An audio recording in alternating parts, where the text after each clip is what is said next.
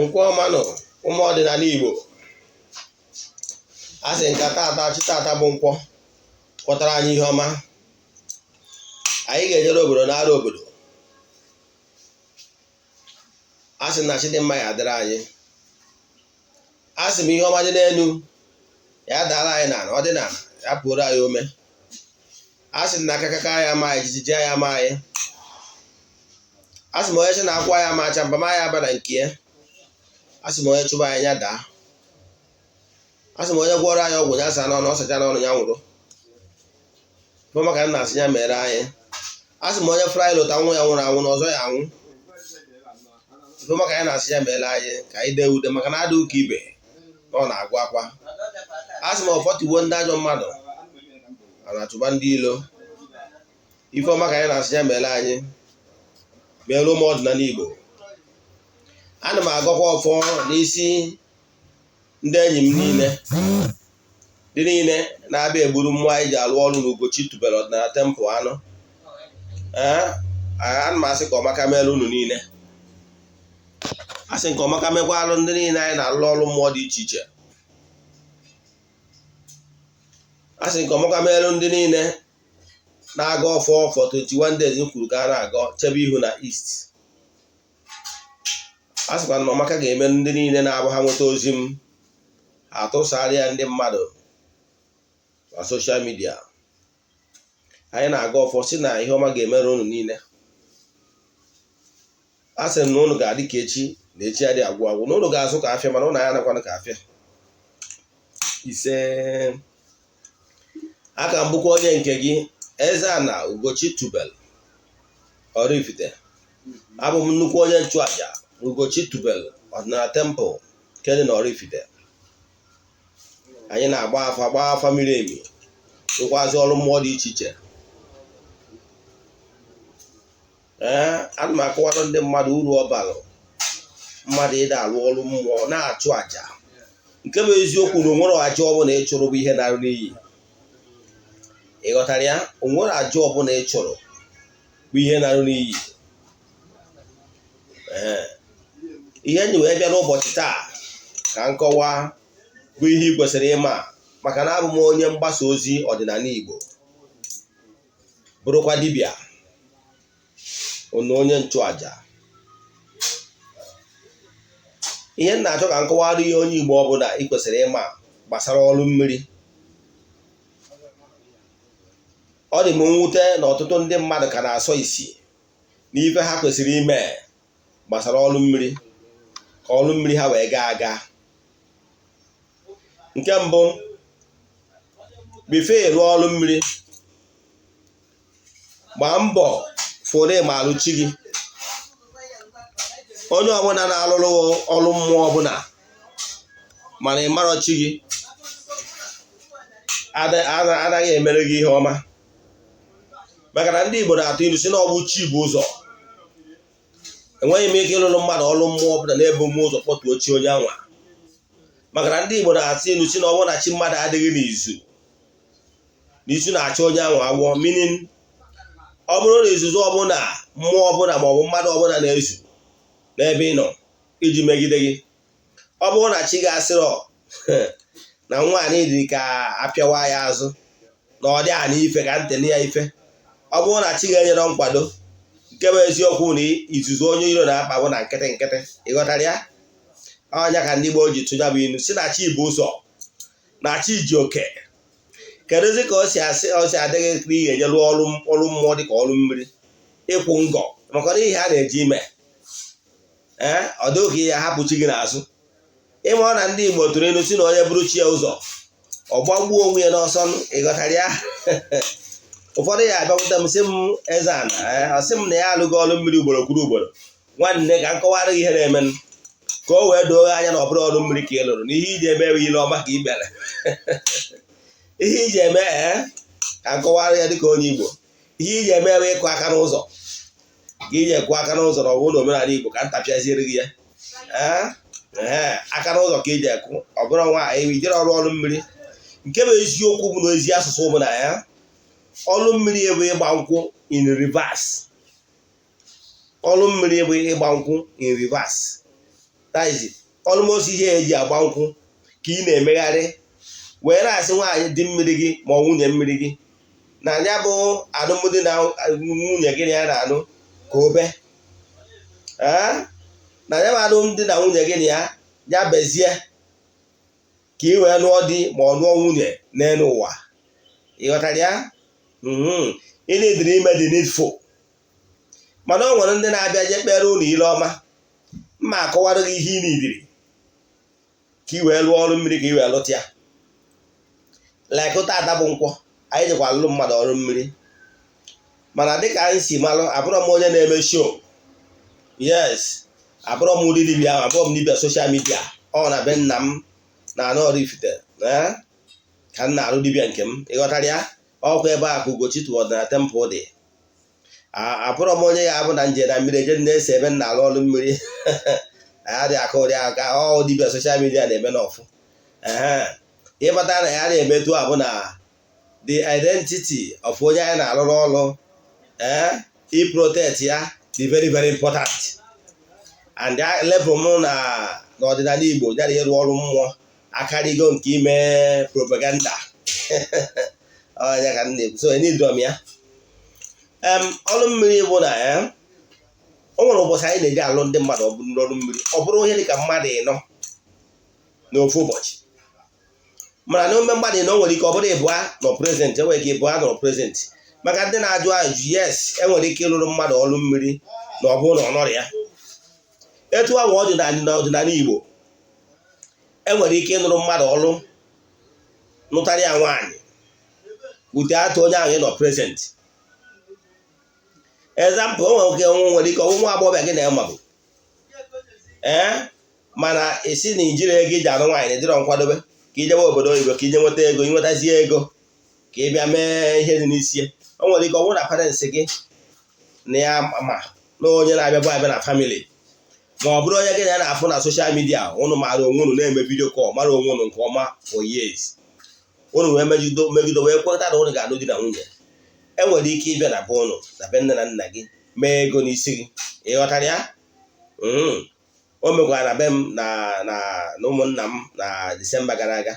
Mmadụ nwere ike ime etu abịa mee ego, nne na nna ya abịakwụrụ na ụmụnne ya abịa mee ego, kụzie na enwere ike mgbe anyị agba nkwụ ma mgbe anyị emezi white wedding ka the person wee bata Nigeria. A na-eme ya eme.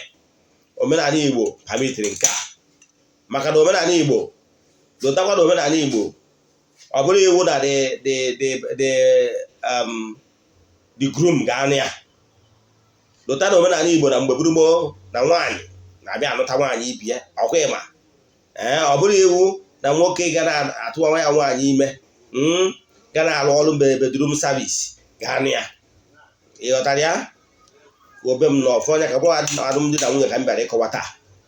Mana ihe m chọrọ ịkọwara maka ọrụ mmiri, ihe dị mkpa na ọrụ mmiri bụ ka m chọrọ ịgụsịrị gị bifo m gaa n'iru. Ihe m chọrọ ịgwa ndị dibịa ibe m na ndị dibịa soshal midia bụ maka mpịawa azụ, ka ị wee gbanahụ mpịawa azụ ma ọ wee gba ochu ndị mmiri, maka ime ghara imebi ihu ọrụ gị. Mgbe ị mebiri ihe ọrụ, ịchọwa onye na-eme gị. Ọ bụrụ na akpọrọ gị ọrụ ma onye na soshal midia, ịmaka mana si klem nwa na ibu dibịa ma ọ jewe ọrụ mmiri, maka na ọrụ mmiri onye ọ naghị eklem ọrụ mmiri gwekọta ọrụ mmiri onye ọ naghị egorowe ihe ọ na-eri wee jee na mmiri. Then ma ọ bụ ndị site practice ihe abụrụ ọdịnala na-agbanyekwu na mmiri. Ihe na-achọ ịkụwara gị bụ like mụnwa ka etu ọrụ mmiri si aga. Etu si alụ ọrụ mmiri nke mbụ na ịchọ ka alụ ọrụ mmiri, ewu na-abụ ga-adị involved, something with 4 legs. N'ọdịnala Igbo ihe ọbụla ji 4 leg iwere wee si ilu enye agrimenti ọkwụrụ ka mma alụ ga-atụ. Maka na ndị magoro mana ana m alaiki ihe ọbụma atụ na nkụzi m ọbụla. Ọ bụrụ na igo na n'ala Igbo iwee bụrụ na igburu ewu something with 4 leg wee si ilue up, enwere every possibility na ndị igo na ana nwere ike ịbịa echi si na ha adaghị elerozi ya na ha ga-akwụghachi gị ụgwọ n'ọdịnala Igbo. Ka ofu. Nke ịbụa, ịgba nkwụ nwaanyị. Ijugo onwe gere ịghọta na ndị Igbo adịghị agba nkwụ nwaanyị ugboro na-abụ. Ọ bụrụ na ịnụcha nwaanyị gbaa nkwụ ya, ụbọchị ya na-agba nkwụ ya, o nwere ewu dị very important a na-akpọ ya ụmụnna nwe nwa, eje gboro ndị ichie gboro ana ịghọtara ya. Ọ bụrụ na gị na nwaanyị a n'udo di na nwunye for any reason ọ na-anọrọzi, ihe a ga-abalansị gị bụ so ego i mere n'isi nwaanyị bride price, mana ihe gbasara agbamnkwụ adị aka akụkọ ya aka adị abalansị ya. Mana ihe dịzi na ya bụ na nwaanyị anwa nụọ di echi ọ ma agbasi nkwụ, reason bụ na ndị ichie amagheri ewu ugboro na-abụ n'isi ofu onye, ịghọtara ya. So etu a ka ọ dị n'ọrụ mmiri. Nlụmụ eze Nzanụ Ugochi tubelu lụcha ọrụ mmiri were m ewu enye ha. Ewu ahụ na-enye ha ihe eji esiri ya bụ ọrụ na ọrụ mmiri n'isi onye a ma ọ nwunye mmiri ma ọ dị mmiri na ama alụzi ya ọzọ, nye ha mmiri, nye ha ewu na mmiri anwa. Ewu ahụ nwere ka anyị si agba ya mmiri ka adị shọọ na ọ nwere ndị ya onwe ndị na-awa eje ebe a na-achụ àjà eje na-agụrụ ewu ndị mmadụ tiri na mmiri, nwanne onwe oge ị na-egbukwa ahụ. Mana nke m nwa trọnsọ n'eze ana na-alụ nke m bifo ewu ahụ eruo to ya point ịnọ ngwa nwere dị, ịghọtara ya. So mmenye ha ewu na mmiri, nyechazie ha ewu na mmiri a wee kpọzie mfa ha so mgbagota n'elu ana na be m na tempụl ebe mma anọ wee gbuo ewu eburu ọzọ a ga-eji wee kene wee chụọ àjà wee nye ekene wee mee Thanksgiving, ịghọtara ya. Naizi etu m si eme ewu m bịa na mmiri anwa, ọ bụrụ na m gbasara afado na mmiri m ji alụ ọrụ ka anyị mma nọ wee lụọ ọrụ mmiri. Example, na mmiri be nna a na-akpọ eze na-ebi okwu, mma nọ na eze na-ezi ebi okwu wee kpọọ mmiri chi onye m chọrọ ịlụ ọrụ si ya gbadata na eze na-ebi okwu ka ọ bịa were okie. Bifo njem m eje n'ihu ndị mmiri m jee mụnyere ha ọkụ wee gwa ha na m na-ejekwa ije lụọ ọrụ mmiri n'ụbọchị anwa. Ha durukwa mgbada na mmiri, ha durukwa mgbagota. Ndị otu m anwa so agbada na mmiri ya na chi onye ụwa onye a na-alụrụ ọrụ a, ọha bụ ndị ezumezu, ọha bụ relative onye na-eje ịlụ nwaanyị, ịghọtara ya. So na aja ịlụ ọrụ mmiri ekwesịrị ka awụ na-alụ akpọtugo chi gị, ka chi gị soro ụbọchị ejere ịlụrụ ọrụ mmiri, ka ndị ichie ebe nne gị na ndị ichie ebe nna gị soro ụbọchị ejere gị ịlụrụ ọrụ mmiri, ịghọtara ya. Ka o wee gazie ndị mmụọ a adị afụ anya na ndị mmiri ma ọha bụ relative gị so wee na-agbada ka ha bụrụ ndị akaebe na ụbọchị dị etu a na-abịa akwụ ngwọ, ịghọtara ya. Ọnya batara na iyi alụ ọrụ mmiri n'ihi akpọtụ chi gị bifo ijebe n'ọrụ mmiri. Ọ bụrụ na imeri ọ dị very possible na ọrụ mmiri nwere ike ya gara maka na ofu onye aja a eji anụta nwaanyị.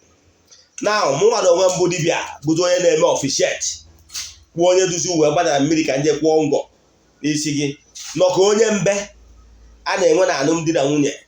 N'ọmụnwawa onye dị intermediary kwu n'etiti ndị mmiri ndị mmiri gị na ndị mmiri na mmiri abịa na ya na ndị mmiri m ndị mmiri m asụ na ihe ndị na-abụ ndị ọgọ na-abịa ịkwụ ngọ. Ha bịazie m wee zo ya na-akpọzi ha sị na ndị mmiri na ya abịakwa anyị mara ha nzu, anyị masịara ha nzu akpọọ ndị mmiri nke si abịakwa na ya abịa abịazi ụbọchị ya wee gwa ha na ngwongwo anyị niile anyị akwata ngwongwo niile eji alụ ọrụ mmiri. Na-etu nsi alụ ọrụ mmiri nke ma ana m arụcha akwa na adị ya sisi asa akwa na adị ya. O nwere ngwongwo dị iche iche na-adị n'ime ya baf. Emesịa mba esepụtara gị ofu n'ime nke anyị lụrụ taa. N'ime ya bụ ngwongwo na-adị ya abụrụ ọsọ ọ bụrụ na nwoke ka a na-alụ, ọ bụrụ ọsọ spiritual husband ma ọ spiritual wife a na-alụrụ ya. Ngwongwo na-adị ya ma ndị eze nwoke ma ndị eze nwaanyị ma ndị agbọrọ ọrụ ma ndị ejima ma ndị dada, ike niile dị na mmiri. The salamanders, the mermaids, all of them oke ha niile dị ya. Onye akpatara na ngwongwo na-adị ya dị too much. Ha represent so many things. Anyị wee tinye ya abụbụ ugo ka ọ tụwe ugo, tinye ya abụbụ iche ka ha na-echekwa gị, tinye ya abụbụ ọgazi ka ọ na-agaziri gị. E nwere ọtụtụ ibe niile a na-etinye ya ma nkwụ ndị ichie, enwere so many things a na-etinye representary ihe niile a n'ọdụ ka ngwongwo niile a na-ebi nwe nwaanyị ụbọchị nwaanyị na-agba nkwụ, ịghọtara ya. Lota na omume gburugburu nwaanyị na-agba nkwụ na-ama ọgọdọ na-etu ndị be anyị si asụ a na-etinye ya enye ya ikwe, nye ya ihe eji esi nri, nwunye ya nnekwu ọkụkọ, nwunye ya obere nne ewu.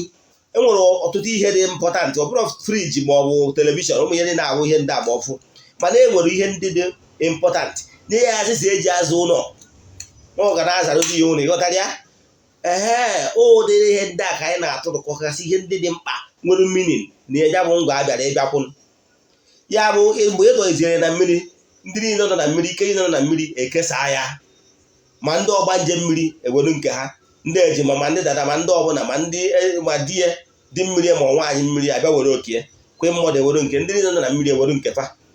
Enwekwara ihe ọnụ na-eri for salamanders, the mammals, the living beings, all the entities, all the beings, all the animistic niile bi na mmiri. Ịma na o nwere animistic bi na mmiri, mara all those animistic niile bụ ndị a na-achụrụ aja ihe ọnụ na-eri.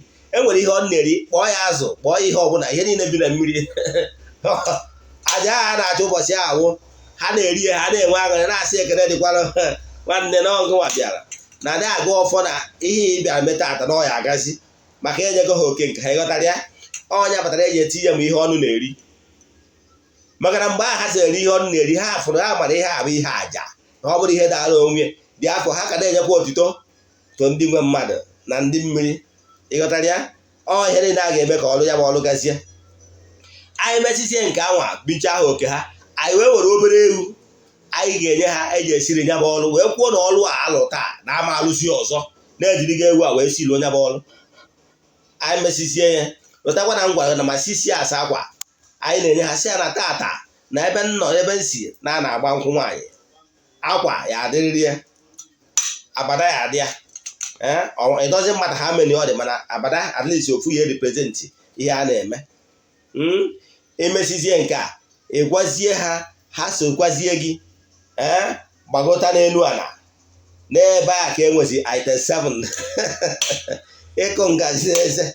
Ịghọtara ya? Ịma na ọ na-awa ịbịa weta ihe nkwa ịgba nkwụ nwaanyị bụ ichi ụmụnna na-akpọla isi oke ha zuo, ha ekwuo na oke ha ezuo na iwee kpọghazie ha na item 7 na ebe a ga na-akụ ngazi n'eze. Ọkwa eziokwu?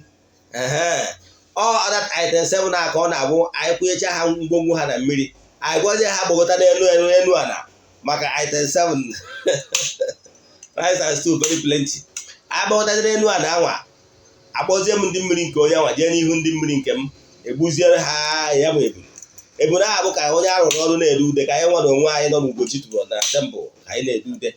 Egbutazie ya bụ ebunu, esie mee saraka, gota ọ bụrụ pepe soup ka anyị emewere agịrị, bụrụ na anyị esiri anyị whatever, wota mmanya nye onye ọbụla ụdị mmanya ọ na-aṅụ. Ọnya saraka ha na-eme, ọnya bụ item 7 na ọ na-abụ ije agbamnkwụ, emechaa kpọọ ụnụ nye ụnụ ife ụnụ na-eri. Ịghọtara ya? Ịnwanne isi ede alụcha ọrụ mmiri ga-aga stret. O nwere let me warn ụfọdụ ndị ọkụrụ ọgwụ nọ na soshal midia. O nwere ndị otu ụgwọ ọkụrụ ọgwụ, agwara m ụnụ na onye ọbụla bụ onye ọkụrụ ọgwụ na ịgba ọsọ agwụ ji ala ọdịnala Igbo, jee jụọ nna ma ọ gbada vileji gị, ị ga-ama maka ndị nọ na mba dị iche iche ma mba obodo oyibo na-alụ dibịa. Kedu ka unu si enweta ihe ọrụ unu ji alụ ọrụ? Ihe m na-achọ ịkọwalụ gị bụ onwe ndị na-abụ na-ejere rụọ ọrụ mmadụ 5 ka m kwuo nke maka na ebere unu na-eme m jee maka onye ndị mmiri gbara ụchụ tọrọ atọ, ụchụ ha na-ekwe nwụchapụ izili. Ọ bụrụ na iji elu ndị mmadụ ọrụ mmadụ 4, o nwere ụbọchị anyị ji eru ọrụ ndị mmadụ ọrụ na mmiri mmadụ 4, anyị ji ewu obere 4 wee gbada na mmiri, ebunu 4 dị n'ụlọ. So mgbe anyị ji elụchaja ọrụ gbagota n'elu ala, egburu anwa egbuchara m ya n'ihu ndị mmiri m, one after the other for each person ọbụla. Ịghọtara ya? Na eburu nke a na anyị na-egbu ya ka mmaatụ because of ọ nwere onwe mmaatụ na a na-egbu eburu a maka because of ọrụ mmiri anyị ji elụlụ eze ala Ugochi tụbara. Ịghọtara ya? Anyị gbuo ya, anyị bụta eburu nke ọzọ na anyị na-eje egbu eburu nke a because of ọrụ mmiri anyị ji elụlụ so person. Ịghọtara ya? Etu a ka anyị ezimedo gbucha eburu na mana ọ nwere ndị debere ahụ na ha dị smart na ha na-aghọ mmụọ aghụghọ. O jee lụọ ọrụ mmadụ n'ọrụ, as long as na o jee lụọ ọrụ a the same day, ọ gbagotazi o were ego ebunu akwa ịja tii na akpa, were ofu ebunu gbuo ha fọ mmadụ 4 niile ahụ o ji lụrụ ọrụ na ụdị na ya dị smart, were ego nke ụdọfọ ya na akpa. Nwanne ide aghụghọ ndị mmiri ahụ onwe gị na-egbu maka ndị mmiri a kpọtara ndị a mana oke ha na each person ọbụla nwere nke a enye ha. So ị bụrụ onye na-eje alụ mmadụ ọrụ mmiri, inyecha iwere ewu ya ejenye ha na mmiri, ịdatazie ndị mmiri nke gị so wee jezi mmiri, ịgbawa ha aka, dekwa gị na mpịawa azụ. Nwere ihe a na-apụ n'ọrụ a, ndị mmadụ ndị ọkụrụ ọgwọ ime ya gbana ya eje gbaji ọsọ agwụ onwe ya na-akpọ ịgbaji ọsọ agwụ na-akpọrọ kọlụ ya I agree mana ị ga-eje na o nwere ihe mmadụ ga-akụziri na-ewu onye egwu ọya na ahụike dị na mma ị na-eje na medical school ị bụrụ onye wụ na-ewu reverend na ịchọrọ ịzụ na nke ndị ụka ọbịa ije na theology school ọ bụrụ ya ebe ndị ka mara ya agbaziri gị na ọrịa nọkọta esi na obi gị gwara gị ofu ihe mekawa ofu ihe na-ege na-ebịawa azụ apịawa azụ gbagharịwa chọwa onye ya azọpụta gị be warned anya ka maka ya ka anyị ekwesịghị m ikwu ihe a because mana ebe na ụlọ na-eme ma ọ na-emecha ụfọdụ abịa na nke mbe na-atụgharịrị na ihe ụlọ ha etipịa ga-etipịa ka ịkpata na ọya etipịa ịkpata na ọya etipịa ọrụ ọ na-abụ irie nke mmụọ debe ahụ na ịdị smart ọrụ mmiri ego adịrị ya ịghọtara ya ọrụ mmiri because of the high cost of materials eji arụ ọrụ mmiri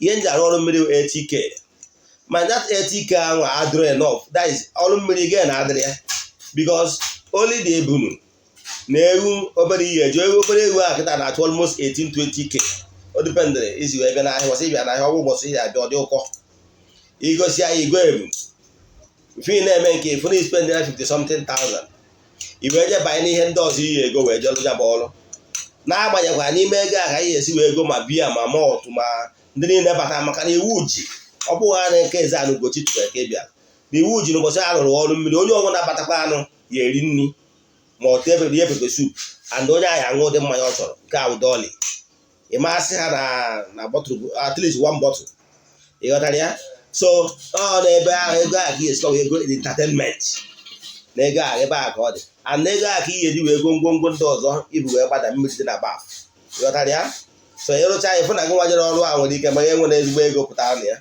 however I'm happy doing it because imeta ịlụ ọrụ kwesịrị ịlụ because my mission is actually to help people live better life ọnya ihe dị na ya o nwebe mgbe mbụ like last year anyị na-anacha less 50-60 but now livestock is so expensive I don't really know where Nigeria is heading to anyị bụ ndị Igbo anyị akpachapụtara anụmanụ zuru enough ọrụ ịghọtara ya so ka ọ ha m na-etu a emesịa na njedebe vidio a ị ga-awọchị fụ ihe ndị anyị onye anyị rụrụ ọrụ taa a sị nka vidio ụfọdụ ihe n'ihe merenụ wee gosi gị maka na mgbe anyị arụcha anya m ọrụ mmiri anyị gbagọtawazie n'elu a na mgbe anyị na-achọzi ịna anyị na-akwụsị n'ụzọ wee chụpụrụ ndị a na-akpọ ndị ọgbanje enu a na-aja ofu ụbọchị anyị rụrụ ọrụ mmiri maka na ngwongwo nke itinye na mmiri kọntenụrụ ibu ndị ọgbanje mmiri den fọ ndị ọgbanje enu ana ịgbagọtazie n'enu ana ịdọwara ha nke ha wee gbagorozie wee gaje chụọ aja ekene ka ọ ha m nọ na-etu a abụ m onye nke gị Ugochi tubelu Oraifite Eze-Ana echiri m ọzọ Eze-Ana maka ndị amaranụ wee na-asị na ọmaka ga-emere anyị onwe ihe ọbụla ịghọtara na nkụzi a nkụzikwala gbasara ọrụ mmiri send ya meseji na 08057837672 ọ WhatsApp nọmba ka ọ bụ ị nwere ike ịkpọ m ma send ya meseji voice call adị m enegha ya anya ka nyere gị aka ma ọ bụ ihe ọbụla na-agbagwoju gị anya n'ọdịnala Igbo my mission is to help people live better life nwanne ya gazie ụbọchị nta